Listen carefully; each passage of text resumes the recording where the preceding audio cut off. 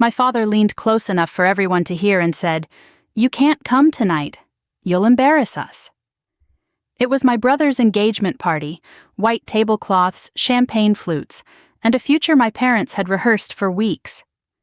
I stood there in civilian clothes, my dress uniform still folded in the trunk of my car, while guests laughed behind the door. I didn't argue. I didn't raise my voice.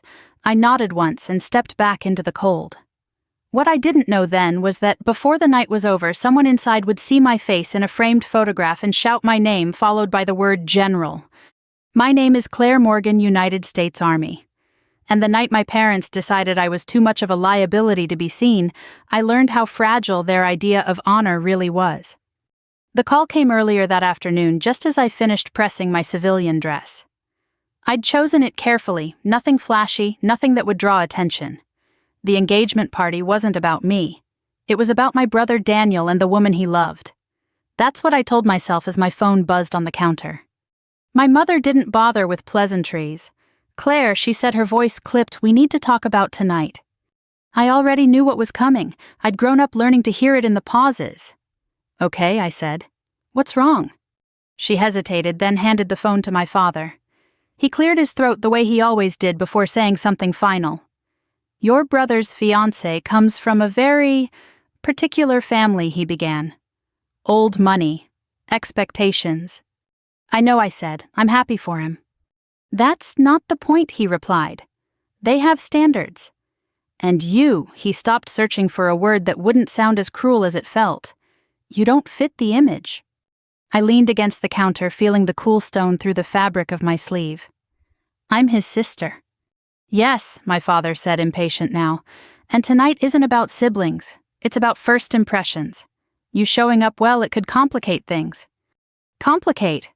The word landed harder than embarrassment. "I won't stay long," I said. "I'll congratulate them and leave." "No," he said, firm. "It's better if you don't come at all. Don't ruin this for your brother." I didn't ask him how a woman who'd served 20 years in uniform could ruin a party with her presence. I didn't ask why my service, something they'd once bragged about to neighbors, had suddenly become inconvenient. I just said, "All right." When the call ended, the kitchen felt too quiet. I stood there for a moment, staring at the crease in my dress, thinking about the garment bag in my trunk. Blue fabric, polished shoes, insignia I'd earned the slow way year after year. I hadn't planned to wear it. I never did for family events. I didn't want eyes on me. I wanted peace. I drove over anyway. Not to defy them, not to make a scene. I just wanted to drop off the gift, a simple silver frame Daniel had admired once, and wish him well. It felt wrong to disappear entirely like I didn't exist. Their house glowed from the inside, warm light spilling through the windows. I could hear music, soft, tasteful, mixed with laughter. Cars lined the street, luxury sedans and SUVs that looked out of place in the neighborhood where we'd grown up. My mother met me at the door before I could knock. She looked past me, checking the room behind her. "Claire," she whispered sharply, "what are you doing here?"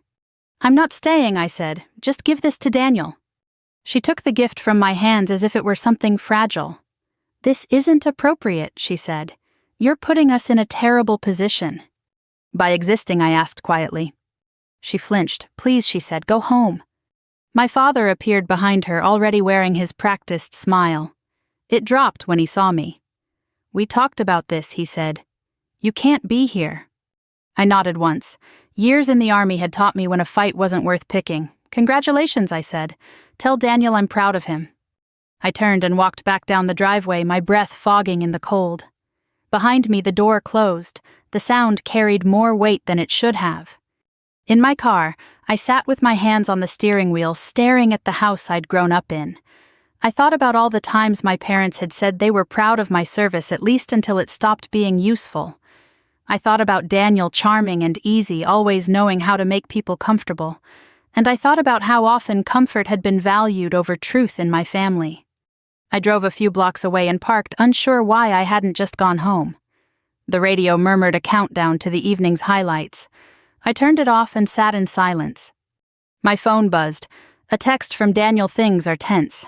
I'm sorry, we'll talk later." Later. There was always a later. I opened the trunk and looked at the garment bag. I hadn't planned on touching it. I hadn't even considered bringing it inside. But something about the night the closed door, my father's voice had stirred an old familiar resolve. I didn't unzip the bag. I just closed the trunk again and leaned against the car, breathing in the cold air. Through the trees, I could see light spilling from my parents' living room. I imagined the guests inside people who knew my family only by the version they chose to present. People who would never guess there was a daughter standing outside deemed too risky to be seen. I didn't know yet that inside that house near the fireplace someone had placed a framed photograph on the mantel. I didn't know that a woman from that particular family would stop in front of it, lean closer, and feel her breath catch. All I knew was that I wasn't angry. I was steady. And steadiness I'd learned in uniform was what carried you through when everything else fell away. I didn't drive home right away. I sat there with the engine off, listening to the faint thump of music drifting through the neighborhood like a heartbeat I wasn't invited to share. The cold crept up through the soles of my shoes, and the steering wheel felt stiff beneath my palms. Somewhere inside that house, my brother was smiling for photos, clinking glasses, promising a future my parents could brag about. Somewhere inside that house, my parents were pretending I didn't exist. I've stood in formation while families waved flags and wiped their eyes. I've signed condolence letters with a pen that felt too light for the weight of what it carried. I've watched young soldiers steady their breathing before stepping into hard places. None of it prepared me for the way a closed front door can make you feel 13 again. The truth was, being too embarrassing wasn't new. It was just new in this particular packaging. When I was a kid, my mother used to smooth my hair too hard before church, tugging at my scalp like she could pull me into a more acceptable shape. "Stand up straight," she'd hiss. "Smile nicely." If I laughed too loud, she pinched my arm under the pew. If I asked a question at the dinner table that made my father look unsure, he'd clear his throat and say, "Claire, let's not." Daniel back then, Danny was different. He had that easy grin that made teachers forgive late homework, and neighbors slip him extra cookies. He learned early how to read a room, how to charm adults, how to make my father feel like a bigger man just by standing beside him. At family gatherings, my dad would clap Danny's shoulder and say, "That's my boy," and my mother would glance at me like I was a detail to be managed. I wasn't unlovable. I wasn't wild or reckless. I was just plain. Serious. The kind of child who listened more than she spoke. The kind who noticed things. My parents didn't know what to do with that. They preferred simple categories, the one who shines and the one who stays out of the way.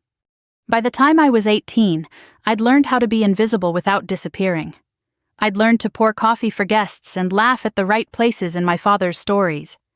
I'd learned that in my family, harmony mattered more than truth, and appearances mattered more than the person inside them. The army didn't cure that ache, but it gave me a language for it. It taught me that discipline wasn't silence, it was choice. That you could hold your ground without raising your voice. That respect wasn't something you begged for. It was something you earned and protected. I joined straight out of high school. My father acted proud the day I signed my papers, but I could see the tension at the corners of his mouth. Pride for him always came with conditions. He liked telling people his daughter served. He liked the way it sounded at barbecues. But he didn't like what it meant, me leaving, me becoming someone he couldn't control, me answering to a chain of command that wasn't him. At first I came home on leave and tried to fit back into the old shape. I brought little gifts. I kept my stories short.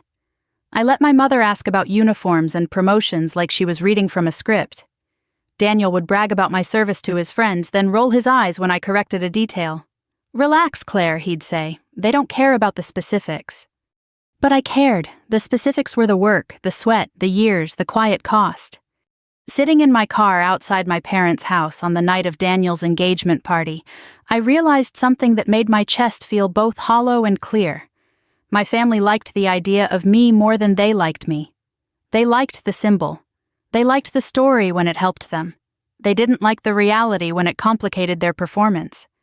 My phone buzzed again, another text this time from my mother. "Please, just go home, don't do this. Don't do what exists in the same zip code as their guests." I didn't reply. I looked through the windshield at the dark line of trees. and thought about all the times I'd been asked to make myself smaller to keep someone else comfortable. I thought about how my father's voice had sounded on the phone, controlled, certain, like he was doing me a favor. I thought about the word he'd used, standards, as if dignity was something you inherited, not something you built. Then my phone rang. Daniel. I answered on the second ring. "Hey," I said. His voice came out in a rush, low and strained. "Where are you?" "Not inside," I replied. "Claire." He exhaled like he'd been holding his breath all night. "Mom told me you showed up." "I came to drop off the gift," I said. "I didn't come to cause trouble." "I know," he said. "It's just there are people here, her family, they're intense." "So are Mom and Dad," I said, not unkindly. He didn't laugh. "Look, I'm sorry," he said. "I should have handled this. I should have." He stopped, and I heard voices in the background, the clink of glass, a burst of laughter that sounded rehearsed. "What do you want me to do, Daniel?" I asked. He hesitated. "Just don't make a scene," he said, and the words came out soft, almost ashamed. I stared at the dashboard. "I've spent my entire life not making a scene," I said quietly. "It's kind of my specialty." There was silence on the line. When he spoke again, he sounded smaller. "I didn't mean it like that." "I know," I said. And I did. Daniel wasn't cruel. He was practiced. He had learned the family skill of survival, keep the peace, keep the image, keep moving. "I'll call you tomorrow," he said. "Sure," I replied. We hung up without solving anything. The house still glowed. The party still went on. And I still sat there a few blocks away in the cold with a garment bag in my trunk and a lifetime of being politely erased behind my ribs. I finally started the car and drove home, not because they'd told me to, but because I needed space to think. My apartment was dark and quiet when I walked in. I hung up my coat, kicked off my shoes, and poured a glass of water that tasted like nothing. The TV in the next apartment murmured through the wall, some New Year's special, a crowd cheering for a countdown I wasn't part of. I went to my bookshelf and found the old photo frame I kept there, a picture from years ago, a moment of service captured under harsh fluorescent lights. I stared at it for a long time, feeling the strange pressure of memory. People always talk about recognition like it's a reward. Sometimes it's a reckoning. Sometimes it's a door opening, whether you're ready or not. I didn't know yet that inside my parents' house someone had already stopped in front of a different framed photograph, the one they thought was harmless decor. I didn't know that a voice I hadn't heard in years was about to cut through their expensive music. But as I set my glass down and sat in the silence, I felt it anyway, a shift, subtle and inevitable. Because truth has a way of finding light. I woke before dawn the way I always did after a night that left something unfinished. My apartment was still dark, the city outside quiet in that brief pause before morning traffic remembered itself. I lay there staring at the ceiling, listening to the faint hum of the heater, my mind replaying my father's voice, and the way my mother had refused to meet my eyes. I'd faced harder things than a family party, harder places, louder dangers. But this kind of exclusion had a way of slipping under your armor. I got up, pulled on running shoes, and went out into the cold. The streets were nearly empty, the air sharp enough to wake me fully. As I ran, my thoughts settled into the steady rhythm my body knew well. Breathe, step, breathe again. The army had taught me how to move forward when everything in you wanted to stop and ask why. When I got back, my phone showed 3 missed calls from an unknown number. No voicemail. I assumed it was nothing, spam, wrong number, the usual, and went about my morning. Shower, coffee, uniform inspection out of habit, even though I wasn't reporting anywhere that day. Civilian life had never quite erased the cadence. The phone rang again while I was tying my hair back. "Same number," I answered. "Is this Claire Morgan?" a woman asked. Her voice was calm, precise. "Yes," I said. "Who's calling?" "This is Margaret Whitfield," she replied. "I'm Daniel's fiancé's mother." I closed my eyes just briefly. "All right," I said. "How can I help you?" There was a pause, thoughtful rather than awkward. "I believe I saw you last night," she said. "Or rather, I saw you in a photograph." My grip tightened on the phone. A photograph. "Yes," she said. "A framed picture near the fireplace. You were in uniform. Army." The lighting was harsh, but the face was unmistakable. My pulse picked up. I thought of the photograph my parents kept out only when it suited them, the one from years ago from a ceremony they'd attended briefly and left early. That could have been me, I said carefully. I know it was, Margaret replied, because I was there. The memory surfaced before I could stop it. A base auditorium years earlier. Folding chairs, polished floors, the smell of old coffee. A recognition ceremony for a joint operation that had gone badly before it went right. I'd stood at attention, eyes forward, medals heavy against my chest, thinking of the people who hadn't made it home. I hadn't noticed the civilians seated in the back, their faces drawn tight with worry and hope. My daughter was deployed, then, Margaret continued. She was injured. You were her commanding officer. The room seemed to tilt, I remember I said quietly. You stayed with her through the evacuation, Margaret said. You refused to leave until she was on that helicopter. I swallowed. That was my job. She exhaled, the sound almost a laugh. You always say that, even back then. Silence stretched between us, not uncomfortable, just full of years. I didn't recognize you last night until I saw the photo, she said. But once I did, I couldn't unsee it. And I couldn't understand why you weren't in the room. I was asked not to be, I replied. Her voice cooled, not with anger but clarity. By your parents. Yes. I see, she said. And somehow the way she said it made me feel like she truly did. She didn't ask for details. She didn't press. She simply said, I would like to speak with you in person if you're willing. I hesitated, then nodded to myself. All right. We agreed to meet that afternoon at a quiet cafe not far from my apartment. When I arrived, Margaret was already there, seated by the window. She looked older than she had in my memory, but the eyes were the same sharp, observant kind without being soft. She stood when she saw me. It's good to see you again, General, she said. The title landed with weight. Claire is fine, I replied. She smiled faintly. Old habits. We sat and she folded her hands neatly on the table. I want to be clear, she said. This isn't about gratitude. That debt was settled long ago. This is about honesty. I nodded. My family values discretion, she continued, but we value integrity more. Last night I watched people work very hard to curate an image, and I watched you be excluded from it. I didn't want to cause trouble, I said. You didn't, she replied. Your absence did. She leaned back slightly. There will be a formal engagement dinner next week. Extended family, friends, people who matter to us. I expect you to attend. I met her gaze. My parents may not agree. They will, she said calmly. I'll speak with them. I felt a flicker of unease. I don't want to embarrass anyone. Margaret's expression softened. Claire, she said embarrassment comes from deceit, not from truth. When we parted, she touched my arm briefly. You led my daughter when she was at her most vulnerable, she said. You didn't hide her. You didn't diminish her. I won't allow that to be done to you. I walked home afterward, the winter sun pale overhead, my thoughts steady and clear. My phone buzzed as I reached my building. A text from my mother. We need to talk. Please call. I didn't respond, not yet. Inside my apartment, I stood by the window and looked out at the street below. Somewhere my parents were scrambling to regain control of a narrative that had slipped beyond them. Somewhere my brother was trying to balance loyalty and comfort.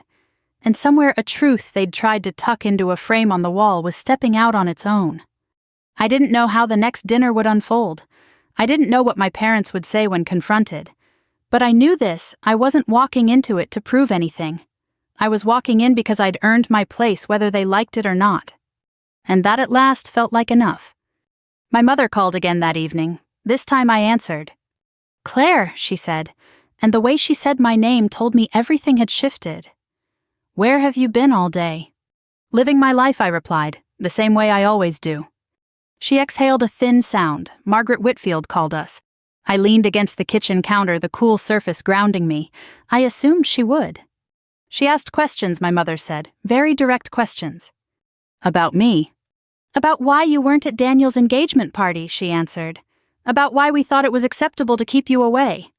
I closed my eyes. I could picture it clearly, Margaret's steady gaze, the polite tone that left no room to hide. And what did you tell her? There was a pause. Your father said you weren't feeling well. I didn't react. That wasn't true.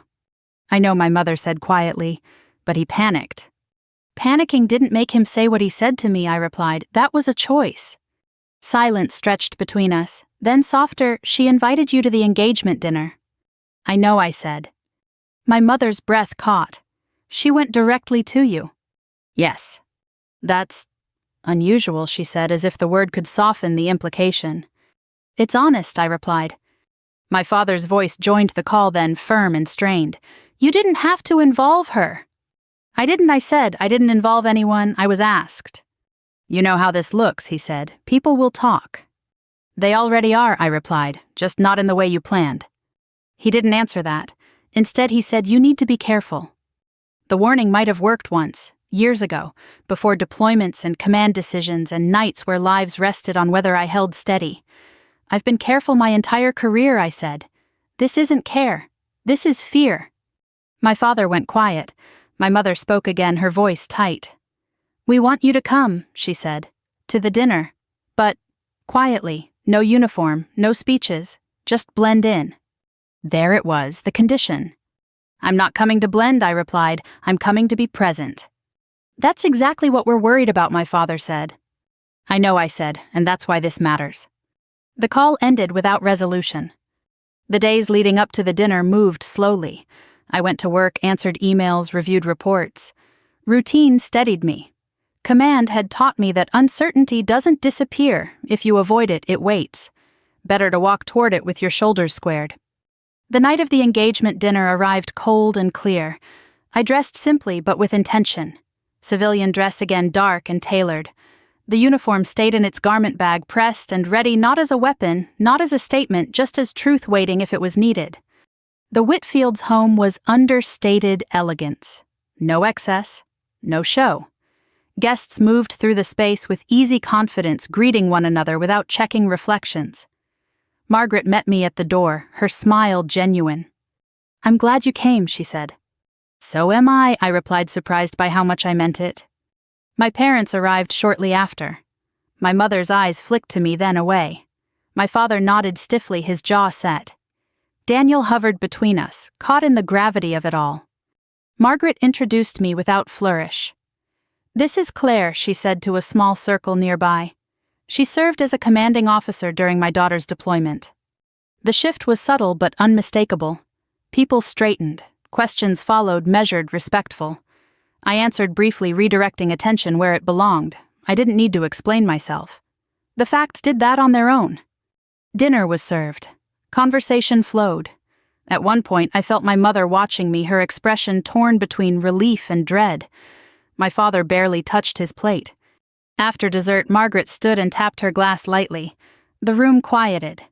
Family, she began, is often presented as something perfect, polished, predictable. But in my experience, it's defined less by appearances and more by character, especially when that character is tested. Her gaze found me. Some people serve quietly, she continued. They don't ask to be seen. They don't demand recognition. But their absence is felt when truth is missing. The silence that followed wasn't uncomfortable. It was attentive.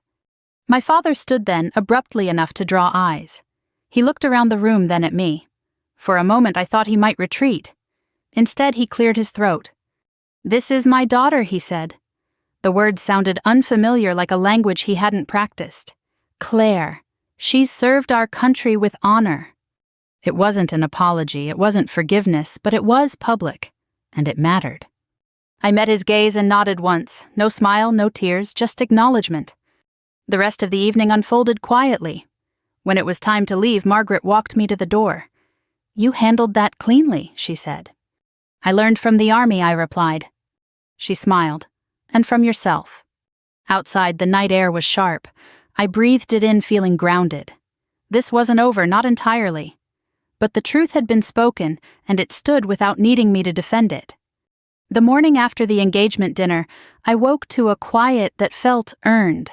Not relief, not victory, just the steady absence of dread. Sunlight edged its way across the bedroom wall, pale and deliberate, and for the first time since New Year's Eve, my chest didn't tighten at the thought of my family. My phone buzzed once on the nightstand, a message from Daniel. Thank you for coming. I know that wasn't easy. I stared at the words for a moment before replying. I came because it mattered. A few minutes later, another message followed. Dad hasn't said much, but he's thinking. I set the phone down. Thinking was a start. In my line of work, it usually came after something had gone wrong and before someone decided whether to learn from it. I went about my day the way I always did. Morning run, coffee black, emails answered in precise order. Habit is a kind of anchor, especially when emotions try to drift. By midday, word had begun to travel not loudly, not in the way gossip does, but through the quiet channels that carry real weight. A colleague stopped by my office and said, I heard your name mentioned at a dinner last night. Another added, small world. I nodded and changed the subject. I wasn't interested in managing a story. I'd learned long ago that the moment you try to control a narrative, it starts controlling you. That afternoon my mother called. I answered. I don't know how to say this, she began. You can just say it, I replied. She hesitated. Your father hasn't slept. I leaned back in my chair. Neither did I for a long time. She pressed on. He keeps replaying things, what he said, what he didn't say. That's on him, I said gently. I know, she replied, but he's struggling. There was a time when that would have pulled me back into the old role, soothing, accommodating, making myself smaller so someone else could feel better. That time had passed. Struggling doesn't erase choices, I said. It just reveals them. She was quiet, then asked, Will you come by on Sunday, just the three of us? I considered it. Not because I owed them, but because clarity doesn't avoid hard conversations. All right, I said, but I'm not coming to be managed. I understand, she replied. I wasn't sure she did, but she wanted to. Sunday arrived cold and bright. I drove to my parents' house without rushing, without rehearsing. When I walked in, the living room looked the same, carefully arranged photos aligned. One thing was different. The framed photograph near the fireplace, the one Margaret had recognized, was gone. My father stood when he saw me. He didn't smile. He didn't frown.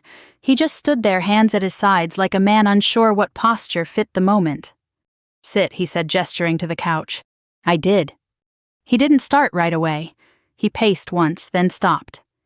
I told myself I was protecting Daniel, he said. Protecting the family. From what I asked. He exhaled. Judgment. From people who decide your worth in a glance. I nodded, and you decided mine the same way. He winced. Yes. The word landed harder than any excuse would have. Margaret told me what you did for her daughter, he continued. The nights you stayed, the decisions you made. I was her commanding officer, I said. It was my responsibility. And you never thought to tell us, he said, not accusing, just stating. It didn't seem relevant, I replied. You'd already decided who I was. My mother shifted in her chair. We were afraid, she said. Afraid that if people saw you, they'd ask questions we couldn't answer.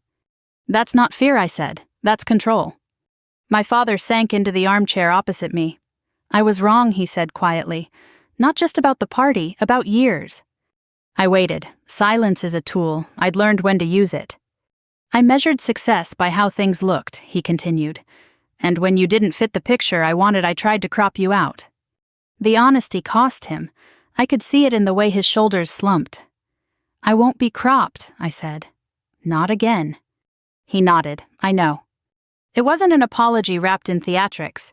It was a correction spoken plainly. In my world, that mattered. When I left, the door stayed open behind me, not symbolically, just open. That evening, Margaret called. I wanted you to hear this from me, she said. I spoke with your parents again. And I asked.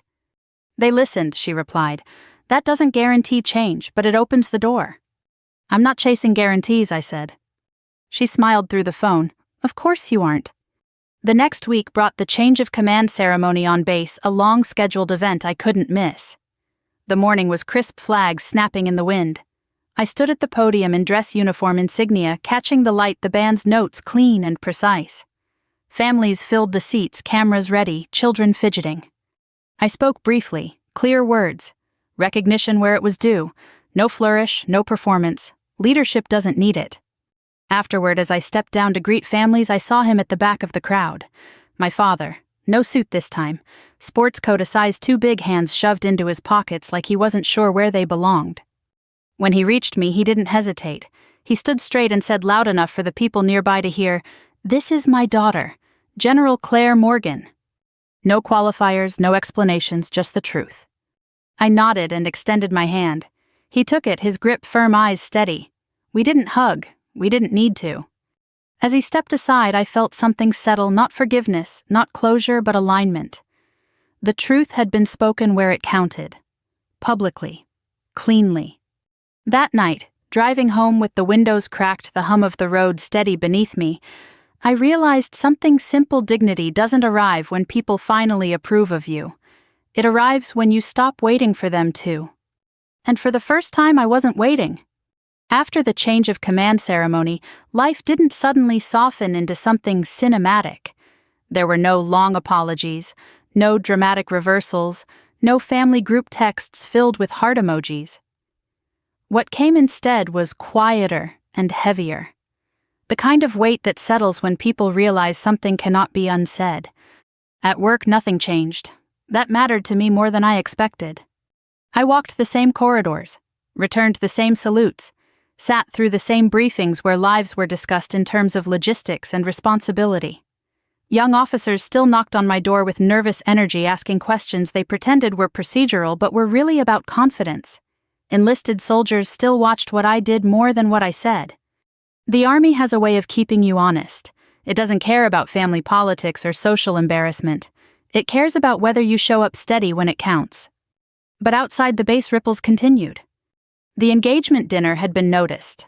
Not loudly, not in headlines, but in conversations that happened behind closed doors among families who understood reputation not as something flashy, but as something earned slowly and lost quickly.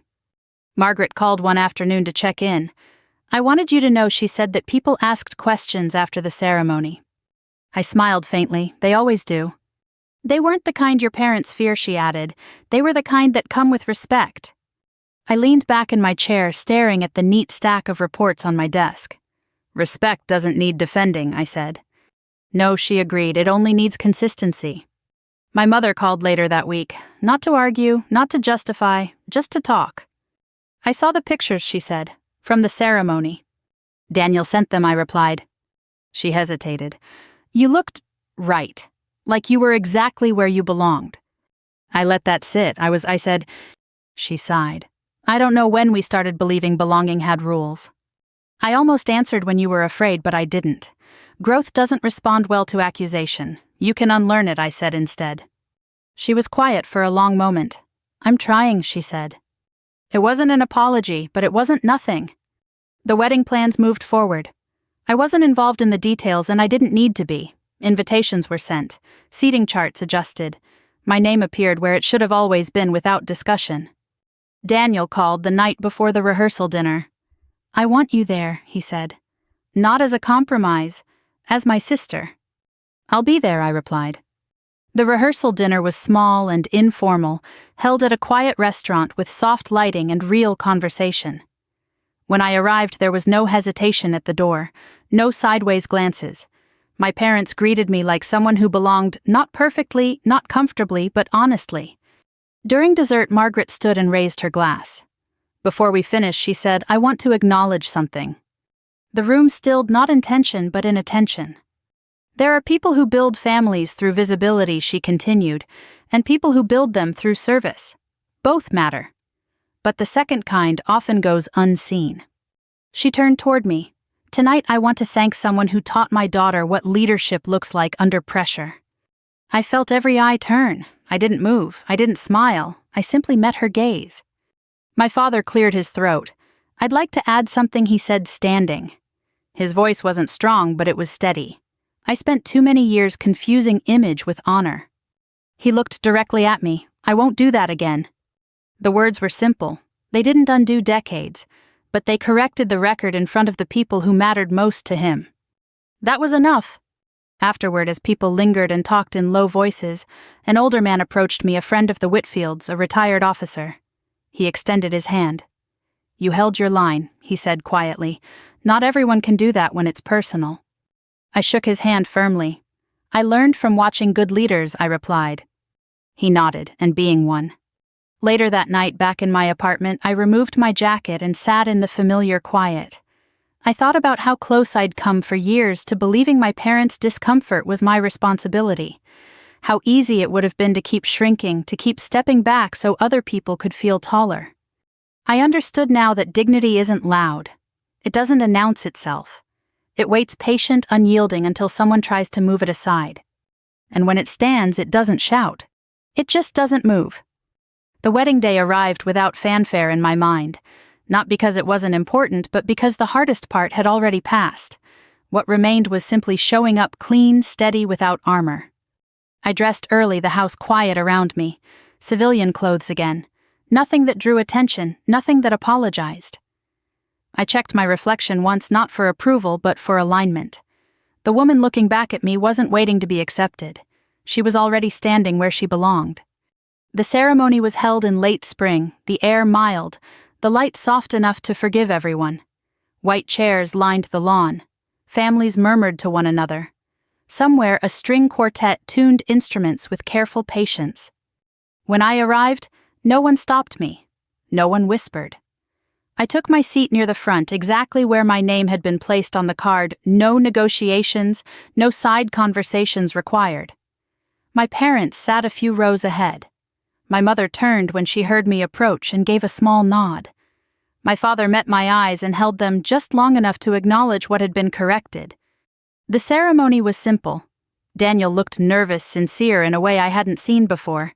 His fiancée smiled with a calm confidence that came from knowing who she was without needing to announce it. When they exchanged vows, I listened not as an observer measuring family dynamics, but as a sister who had finally been allowed to exist without conditions. After the applause faded, people rose and began to mingle. Congratulations passed easily. Hands were shaken, glasses were raised. More than once, someone approached me and said some version of the same thing I've heard about you. Not said with curiosity, said with respect. I accepted it quietly. Respect doesn't need to be collected. It settles on you when you stop stepping out of its way. During the reception, my father stood to speak. He didn't tell stories meant to impress. He didn't inflate the moment. He talked about family as something learned, not inherited. About mistakes that take time to see clearly. About pride that comes from watching your children stand on their own even when it challenges you. Then he said it plain steady without drama. I have 2 children, he said, and I'm proud of both of them. He didn't look at the crowd when he said it. He looked at me. I didn't smile, I didn't cry, I nodded once. That was enough. Later, as the evening thinned and guests drifted toward the edge of the celebration, Margaret came to stand beside me. You know, she said most people would have forced a moment. I know, I replied. You didn't, she said. That's why it lasted. As the night wound down, I stepped outside for air. The music softened behind me. The sky was clear stars sharp against the dark. I thought about New Year's Eve, about the cold driveway, the closed door, the way my father's voice had sounded when he told me I would embarrass them. I thought about how close I'd come over the years to believing him. But the truth had a longer memory than fear. It waited in photographs, in service, in quiet choices made when no one was watching. And when it finally stood up in the room, it didn't need permission. It only needed space. I left the wedding without lingering. Not because I didn't belong, but because I no longer needed to prove that I did. Driving home, the road hummed beneath my tires, steady and familiar, the kind of sound you trust. Here's what I know now. If you've ever been told you were inconvenient, too different, too much of a risk to someone else's image, don't let that be the story you live in. People who fear judgment will always ask others to shrink first. You don't owe them that. Stand clean, stand steady, let the truth do the talking. And if this story found you, if you've carried something similar in your own family, I'd like to hear from you. Leave a comment and tell me where you're watching from. We share these stories so no one has to feel invisible in their silence. We have many more stories like this to share about quiet strength, dignity, and the moments that change us. If you want to continue this journey with us, consider subscribing so you don't miss what comes next.